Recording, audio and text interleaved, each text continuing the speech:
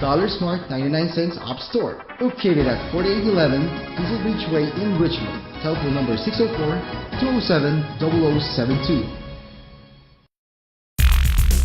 Philippine News Canada is brought to you by Rayford Media Group.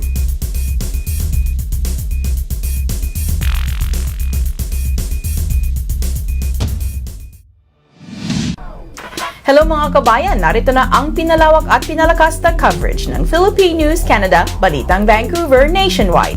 Mga pangunahing balitang nakalap ng aming news team para sa linggong ito. Mula sa UBC Theatre dito sa Robson Square sa downtown Vancouver, ako po si Rosette Correa. At ito, ang Philippine News Canada, Balitang Vancouver.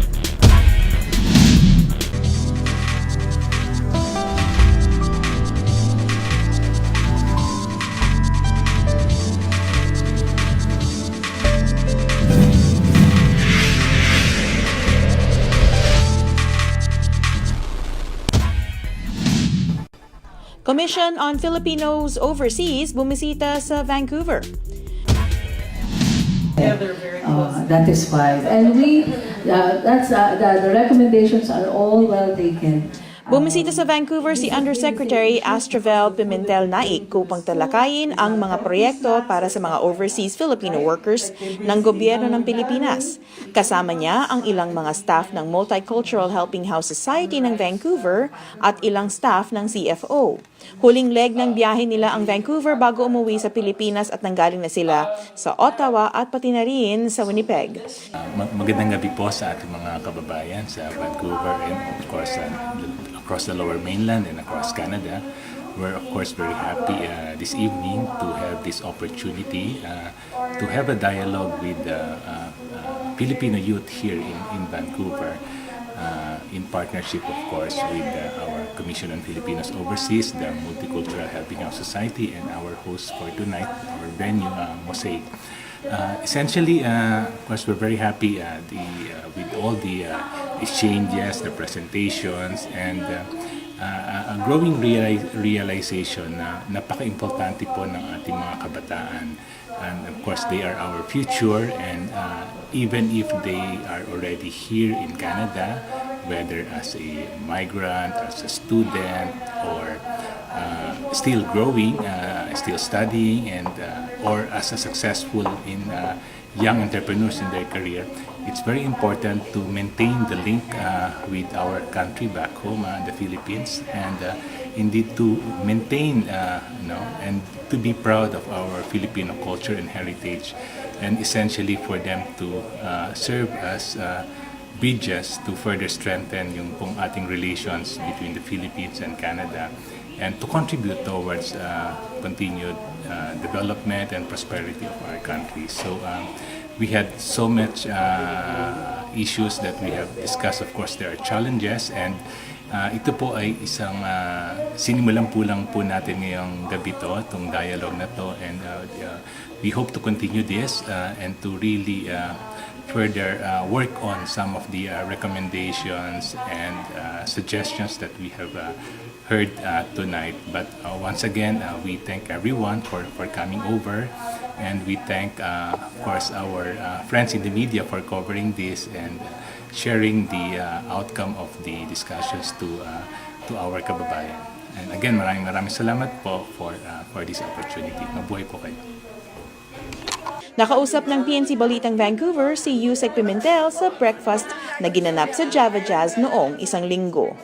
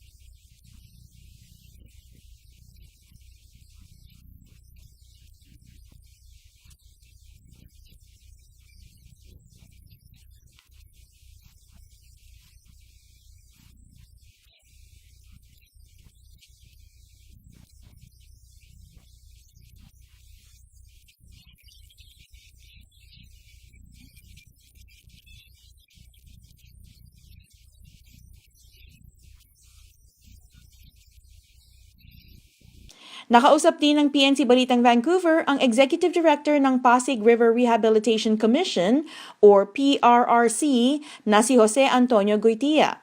Nais niyang ipaalam sa mga Pilipino ang successful na paglinis ng Pasig River at ang mga susunod na proyekto nito.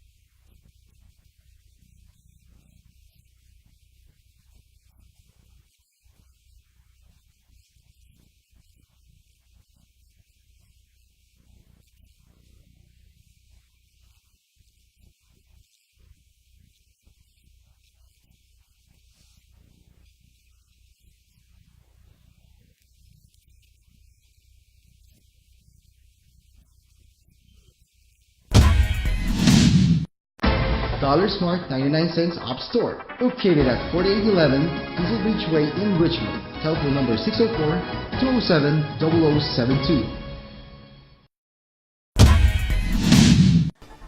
Archdiocese ng Vancouver nag-celebrate ng milestone weddings.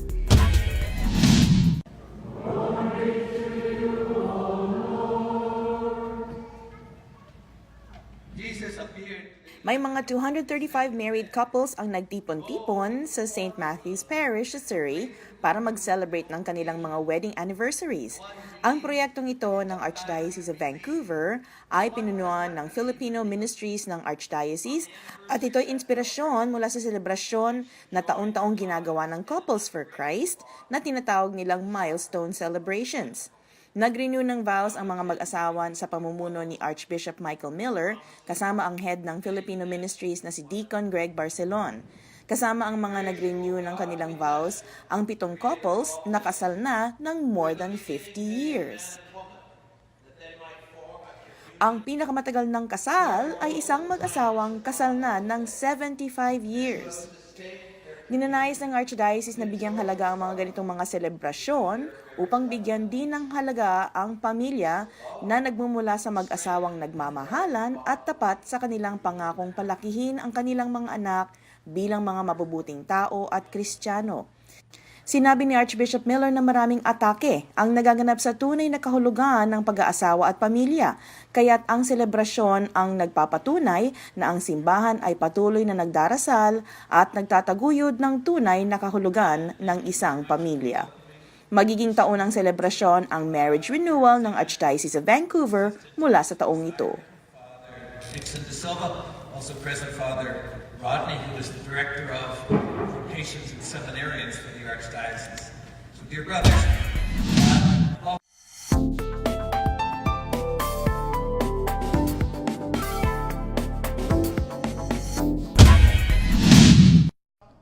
Hello mga kabayan, kasama nga natin dito ngayon sa Vancouver ang representative ng Commission on Filipinos Overseas. Ano po ba ang inyong purpose ng travel dito sa Canada o sa Vancouver? Magandang araw muna mga kababayan. Ako po si Ivy Mirabalias ng Commission on Filipinos Overseas at kasama ko si Tatay Tom at ang aming mga kapartner sa MHHS. Kami po ay narito ngayon sa Canada upang i-implement ang ugnayan sa Canada. Kami po ay nagmula na sa Ottawa, Toronto, sa Calgary at sa ngayon naman sa Vancouver. Kami din, i-host din kayo namin sa Multicultural Helping House at maghahanda kami ng masarap na gusto niyo. Huwag masyado tatay kasi tataba po ako. Biyernes ng tanghali. Opo, mga kababayan, nahalaga po na tayo ay magkita-kita sa Huwebes at sa Biyernes upang pag-usapan ang issues, lalong-lalo na ng ating mga kabataang Pilipino dito sa Canada. Magandang araw! Sana maging ganito uli sa isang taon na maging masigla at masaya at masagana ang ating pagsama-sama para maliwanagan natin lahat ang programa para mas matupad ang sinasabi nating ugnayan ng mga kabataan sa Pilipinas at ugnayan ng kabataan dito sa Canada. At ito ang kailangan na programa na dapat na talagang pag-aralan natin at gagastahan natin para na magiging effective at makikita natin ang resulta. After maybe 3 or 4 years, makita natin ang ugnayan. Kasi ang salita na ugnayan ay mahalaga. Yes, tatay. Hawak kamay ng Filipino youth at Canadian youth. Yes, tatay. Yun ang follow-up ng mga bata dito. At lumalaki na yung mga bata dito. Darating sila 13-year-old. After 4 or 5 years, malalaki na sila. Kailangan mayroon silang ugnayan. Yes. Na sinasabi, ugnayan ng mga kabataan sa Pinas. Tama, tatay. At saka dito. Itong programa nito hindi biro. At I am putting an importance on this Multicultural Helping House. Tulong ng mga direktor namin dito si Cholo Itzua at si Mike Cayetano. At saka sino pa yung iba kanina na nandito na. Lahat sila. So, sana magiging next year, we would really put some teeth on this program. Hindi ito biro program. Napakagandang program. LRT car nakadisplay sa iba't ibang lugar sa Surrey. Hello mga kabayan, nandito tayo ngayon sa King George Boulevard kung saan makikita natin ng isa sa mga cars, mga sample cars ng light rail transit na itatayo dito sa Surrey. Tignan natin at bisitahin natin ang loob ng isa sa mga ito. Mga sample ng bagong LRT cars ang nakadisplay sa iba't ibang lugar sa Surrey upang maipakita ang mga ito sa mga mamamayan ng lungsod. Isang car ang nakadisplay sa Surrey Central Station at isa naman sa King George Boulevard sa tapat ng Real Canadian Superstore. May ilang mga scheduled days na open ang mga nakadisplay na cars kaya bisitahin na ninyo ang mga ito sa mga susunod na linggo.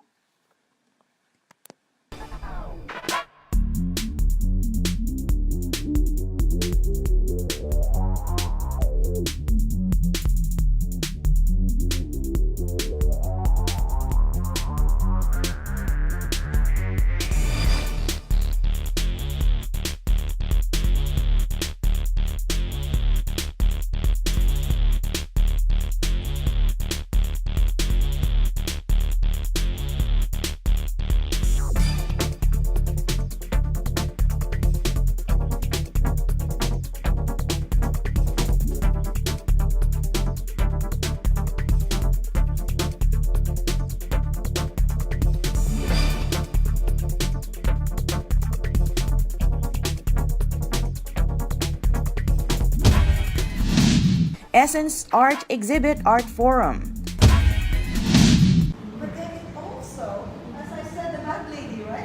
Nagkaroon ng isang forum tungkol sa role of women in society sa Essence Art Exhibit sa North Vancouver noong isang linggo. Si Professor Nora Angeles ng UBC ang nag-lead ng forum at kasama rin niya ang mga artist na si Esme Gayo McLaren at Lenore R.S. Lim. Si Professor Nora Angeles at Lenore R.S. Lim ay mga alumni ng University of the Philippines. Ang ipinaliwanag ni Professor Angeles ang kahalagahan ng isang artist upang maipakita ang emosyon ng mga subject nito, lalo na ang mga nararanasan nitong mga paghihirap. Ang Essence Art Exhibit ay naka-showcase hanggang end ng May. Ito ay makikita sa Artscape Community Center sa Lonsdale Avenue sa North Vancouver. Ang Larawan Vancouver Premiere. Ipinalabas ng United Filipino-Canadian Association of BC or UFC-ABC ang award-winning movie na Ang Larawan. Ito ay isang movie na nagsadula ng librong isinulat ni Nick Joaquin na The Portrait of the Artist as Filipino at pinangunahan ni Rachel Alejandro, Joanna Ampil at Paolo Avellino. Ang premiere ay ginanap sa UBC Theatre sa Robson Square sa Vancouver. Nakausap ng PNC Balitang Vancouver ang presidente ng UFC-ABC na si Joel Castillo sa kanilang mga proyekto na inumpisahan ng pagpapalabas ng Ang Larawan. Nakausap din ng PNC Balitang Vancouver ang sales director ng SM Development Corporation na si Jinggoy Noble na nag-sponsor ng movie tungkol sa kanilang mga proyekto sa Pilipinas at dito sa Vancouver.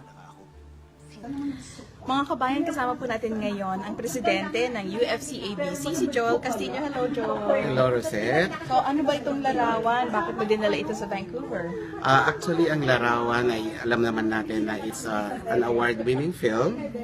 And we are so happy na tayo yung unang nagpalabas dito sa BC, spearheaded by United Filipino-Canadian Associations in BC. Okay. So, ito yung pinaka-kick-off event ng UFC-ABC events in preparation for the flag raising, for the Independence Day Gala, and of course, the Pista ng Bayan. Hello mga kabayan, kasama po natin ngayon dito si Jinggoy Noble, who's the sales director of the SM Development Corporation. Welcome to Vancouver. Yeah, welcome also. Will, thank you so much. I'm very happy to be here. This is my first time in Vancouver. Oh, yay! Yes, and I'm having a great time. Okay, so what is SMDC doing here in Vancouver? Well, we're here to basically sponsor several events of some Filipino Canadian communities. And on June 10, we'll be one of the sponsors for a big Filipino event. And apart from that, we're trying to meet a lot of our Filipinos who've actually invested with SMDC and see what their needs are, if they want to continue investing with us. And we're here basically to just meet a lot of Filipinos as well. Great. At dito na naman nagtatapos ang aming balita para sa linggong ito. Kung kayo may mga komento, mga issue o balitang nais niyong ibahagi sa aming programa, ang PNC ay bukas para sa inyong lahat.